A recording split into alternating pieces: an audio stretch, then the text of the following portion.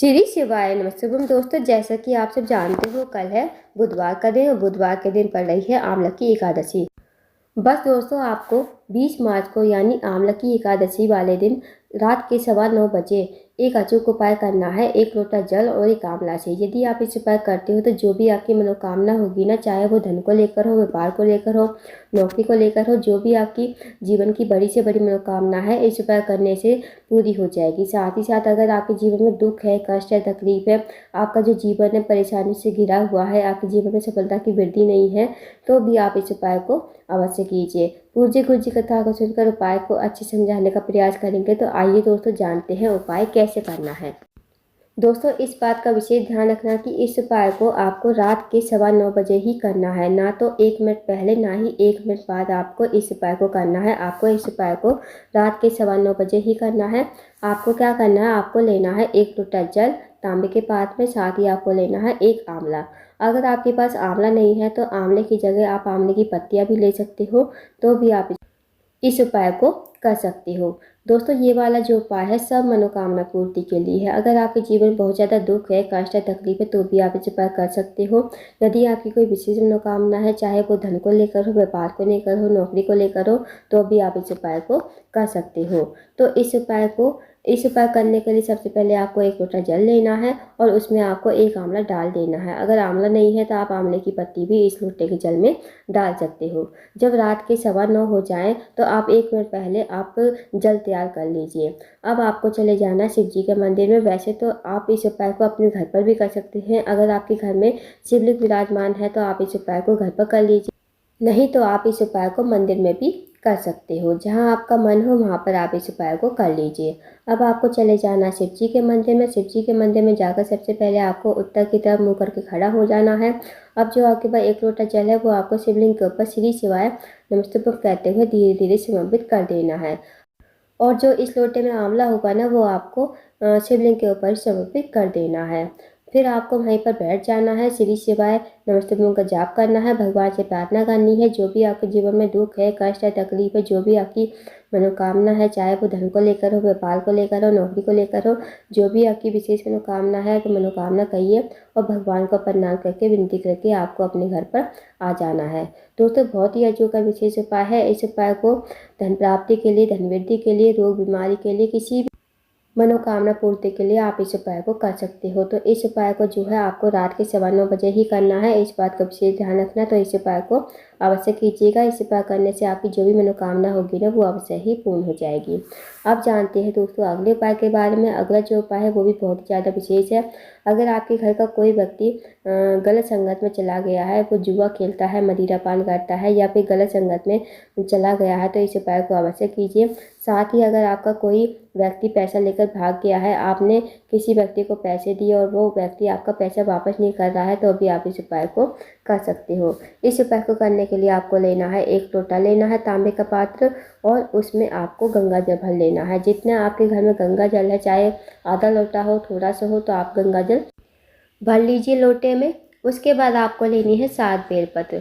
अब जो आप 7 बेलपत्र लोगे ना, वो कहीं से कटी फटी खंडित नहीं होनी चाहिए। इस बात का विशेष ध्यान रखना। अब दोस्तों, जो आपने 7 बेलपत्र ली है वो आपको लोटे में जो गंगा जल लिया है, लोटे के गंगा जल में ही डाल देनी है।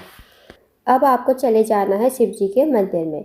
शिव जी के मंदिर में जाकर सबसे पहले आपको जाना है नंदी बाबा के पास। जहाँ भी मंदिर में नंदी बाबा विराजमान हो वहाँ पर आप चले जाइए, और जो लोटे में गंगा जल है और बेलपत्र है, बेलपत्र को आप निकाल लीजिए, और जो भी गंगा जल है वो आपको नंदी बाबा के उठे हुए पैर पर श्री शिवाय नमस्तुभ्यं कहते हुए समर्पित कर देना है।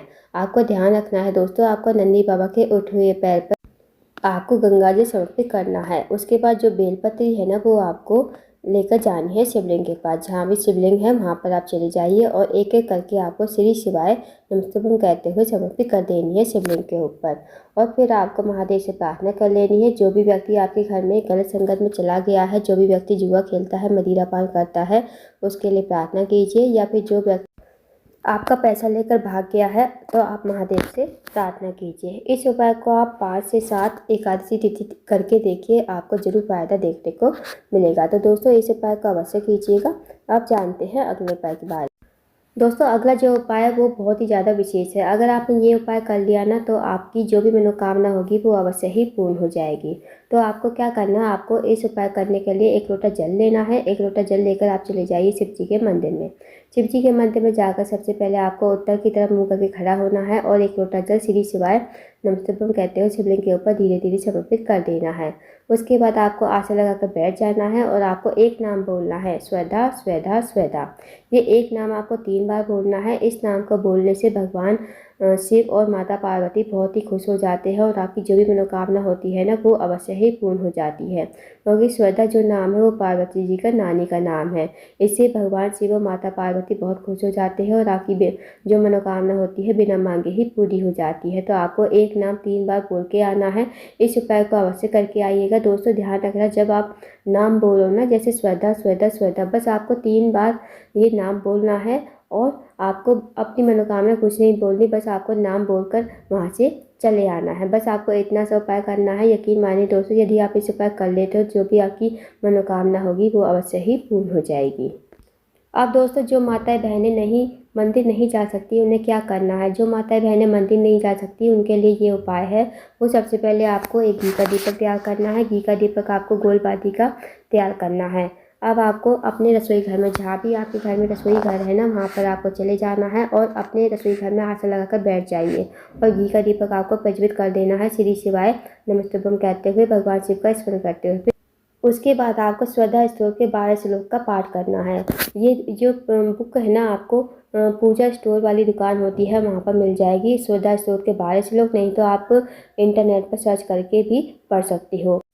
जब आपके श्रद्धा स्टोर के 12 श्लोक हो जाएं तब आप भगवान से प्रार्थना कीजिए जो भी आपकी मनोकामना है, चाहे वो धन को लेकर हो, व्यापार को लेकर हो, नौकरी को लेकर हो, जो भी आपकी विशेष मनोकामना है भगवान से कहिए और आपको वहाँ से उठ जाना है। बस आपको एकादशी तिथि के दिन इस उपाय को करने से भी आपको विशेष फल की प्राप्ति होती है। तो इस उपाय को भी अवश्य कीजिएगा। बस दोस्तों ये थे कुछ विशेष उपाय जो आपको अवश्य ही करने हैं। इन उपाय को अवश्य कीजिएगा। अगर आपको जानकारी पसंद आई हो, वीडियो को लाइक करना, शेयर करना, चैनल को जरूर सब्सक्राइब करना, कमेंट बॉक्स में श्री शिवाय नमस्तुभ्यं हर हर महादेव जरूर लिखना।